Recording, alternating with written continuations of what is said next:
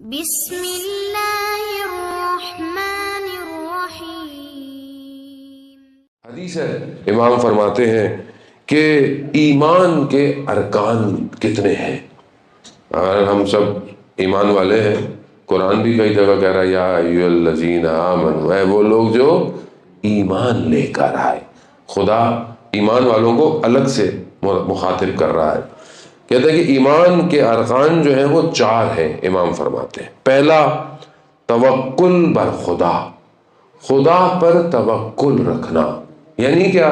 یعنی ہر معاملے میں میری وکالت خدا کے پاس ہو۔ آپ دنیا میں دیکھیں، آپ بولیں جی میری کمپنی ہے، میرا کیس ہے، میرا وکیل بہت سٹرونگ ہے۔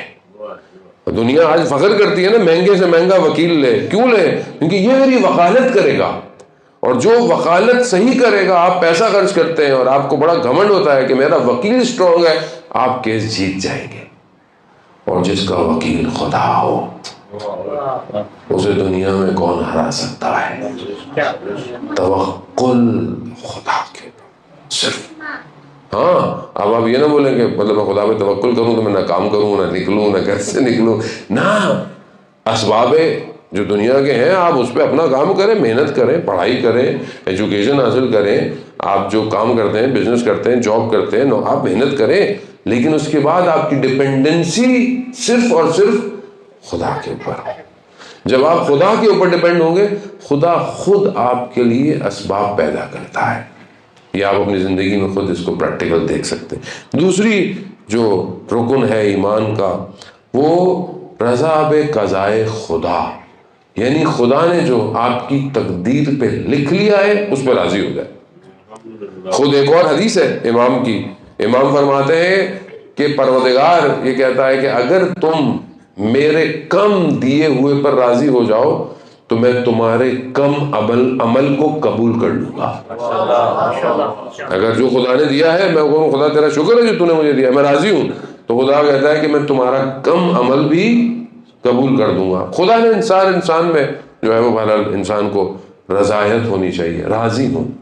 انسان کی زندگی میں شارٹ کمنگز ہیں، مشکلات ہیں، لیکن جب خدا کو پکارے تو پہلے اسے جو دیا ہوا اس کا شکر کرے۔ یعنی یہ آپ اللہ تو نے دیا مجھے، یہ دیا تو نے، یہ دیا مجھے، یہ اتنا دیا، پروردگار تھوڑا سا ہی تو رہ گیا ہے، یہ بھی دے دے۔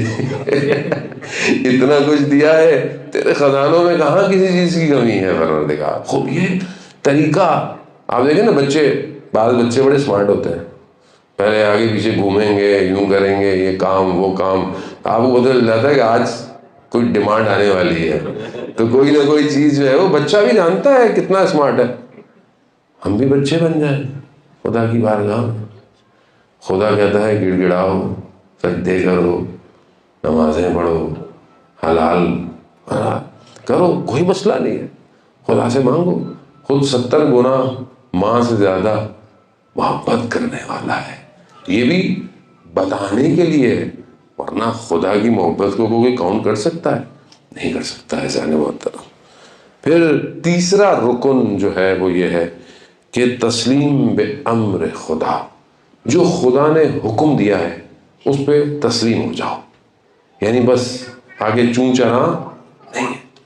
نماز واجب ہے، واجب ہے، روزہ واجب ہے، واجب ہے، حجاب واجب ہے، واجب ہے، خمس واجب ہے۔ اگر خدا کو نہیں مانتے چلو پھر مسئلہ الگ ہے، لیکن جب مان لیا تو پھر واجب ہے، پھر چون چرا نہیں ہونی چاہیے۔ یہ ایمان کے رکن ہے۔ یہ چیزیں ہوں گی تو پھر ایمان مضبوط ہے، ورنہ ایمان کی بلڈنگ ہلتی رہے گی۔ چوتھا اور آخری رکن ایمان کا کہ اپنے سارے کاموں کو خدا پہ چھوڑ دو، اپنے سارے کاموں کو خدا پہ چھوڑ دو کہ پروردگار تو بہتر جانتا ہے، تو بہتر کرنے والا ہے۔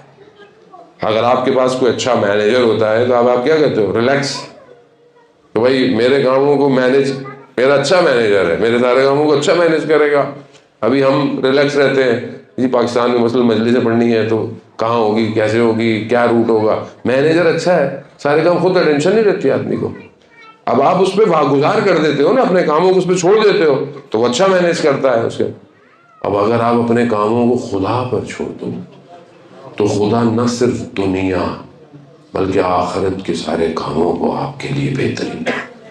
ایسا نہیں مطلب استاد بنایان کہتے ہیں کہ بچہ جب آئس کریم مانگتا ہے تو آپ دیکھتے ہیں اگر اس کے لیے فائدہ مند نہیں ہے تو آپ اس کو کیا کہتے ہو؟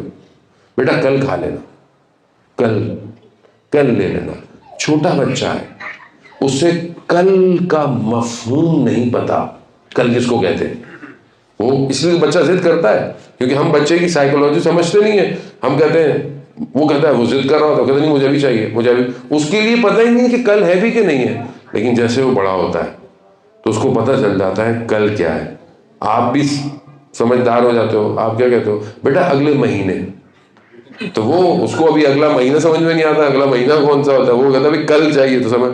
پھر اسی طرح بچہ بڑا ہوتا جاتا ہے، مہینے سے سال۔ انسان پوری زندگی استاد فرماتے ہیں کتنی گزارے گا؟ 60 سال، 70 سال، 100 سال، 700 سال۔ کوئی بھی نہیں زندہ رہا ابھی، پہلے تو لوگ تھے، ابھی کوئی نہیں ہے۔ پھر بھی آپ کہہ رہے ہیں 700 سال۔ خدا کہہ رہا ہے کہ میں تمہیں اس دنیا کے بعد بہت کچھ دوں گا، لیکن میں اس بچے کی طرح جو آئس کریم مانگتا ہے، میں کیا کہتا ہوں؟ مجھے بھی چاہیے، مجھے نہیں پتا، مجھے کیا پتا کل ملے گا کہ نہیں ملے گا، مجھے جنت ملے گی کہ نہیں ملے گی، مجھے کیا پتا پروردگار وہاں نہریں ہیں نہیں ہے، مجھے تو بھی چاہیے سب کچھ۔ جوان کہتے ہیں مولانا صاحب اوریں کیسی ہوں گی؟ اوریں بھائی وہ سب ادھر میں رہے گا، ادھر ہمیں کیا پتا کیسے ہوگا، لیکن ہمیں بس جلدی ہے، ہمیں سب کچھ یہی چاہیے۔ اجزان محترم، 100 سال، 70 سال، 700 سال، 700 ایئرس مائنس کتنے سال؟ جتنے سال آپ نے ادھر رہنا ہے۔ ادھر کتنا رہنا ہے آپ نے؟ کتنا رہنا ہے ادھر؟ کتنا رہنا ہے ادھر؟ تابت ہم فیہا خالدون، قرآن کہہ رہا ہے تم وہاں ہمیشہ رہو گے، ہمیشہ مائنس 700۔ کیا آئے گا جواب؟ انفینٹی، یعنی کچھ بھی نہیں ہے یہ تو کچھ بھی نہیں ہے۔ ہم اتنا اپنے آپ کو ٹینشن میں ڈالے ہوئے ہیں، اب ساری ہماری ٹینشنیں کچھ بھی نہیں پر، ناراضگیاں، لڑائیاں، پریشانیاں، بھائی یہ کچھ نہیں ہے، وہ بہت کچھ ہے۔ اس کے لیے زندہ رہو، اس کے لیے سب کچھ کرو۔ اب امام نشا پور سے جا رہے تھے تو امام نے پوچھا کہ کوئی ہے جو محاسن کو درست کرے، یعنی داڑھی واڑی۔ تو ایک شخص جو جس کا کام تھا اس نے تو امام سے اسے پوچھا تمہاری اجرت کیا ہوگی؟ کہا نہیں مولا میں آپ سے اجرت لوں گا۔ کہا نہیں، کسی سے بھی کام کرنے سے پہلے اس سے اجرت سنت پیغمبر ہے، طے کر لینی چاہیے۔ کہا نہیں، کہا مولا نہیں۔ بہرحال بہت اس نے وہ کیا، اس نے امام کے جو ہے وہ محاسن درست کیے۔ تو جس پتھر پہ وہ اس زمانے میں وہ اس طرح ٹائپ جو بھی تھی وہ تیز کرتا تھا، تو امام نے کہا یہ پتھر دو۔ اس پتھر کو کہتے ہیں کہ امام نے سونے کا بنا دیا، سونے کا بن گیا۔ اب اسے جب ملا تو اس نے کہا مولا مجھے یہ نہیں چاہیے۔ کہا کیوں؟ مولا اسے پتھر ہی بنا دے۔ کہا پھر کیا چاہیے؟ کہا جب میرا وقت آخر ہو تو آپ آ جائیے گا۔ اللہ برائے خوشنودی امام رضا علیہ السلام صلوات۔ اللہم صلی علی محمد وزان محترم، میں نے لمبا سودا، چھوٹی چیز نہیں چاہیے، وہ چاہیے۔ اور یہ ہوا، بیان ہوتا ہے، راوی کہتا ہے کہ ہم امام کے ساتھ تشریف رکھتے تھے، کوئی جلسہ تھا، اچانک سے امام نے کہا کہ میں تھوڑی دیر میں آتا ہوں۔ امام گئے، تھوڑی دیر بعد امام سے کہ مولا کہاں گئے تھے؟ کہا وہ جو اس سے وعدہ کیا تھا اس کا وقت آخر آ گیا تھا تو اس کے پاس گیا۔ عزیزان محترم، یہی دعا ہونی چاہیے کہ جب میری روح میرے بدن سے نکلے تو میرے سامنے میرا امام ہو، بس اور کیا چاہیے انسان، یہ سب بگڑ جائے گا۔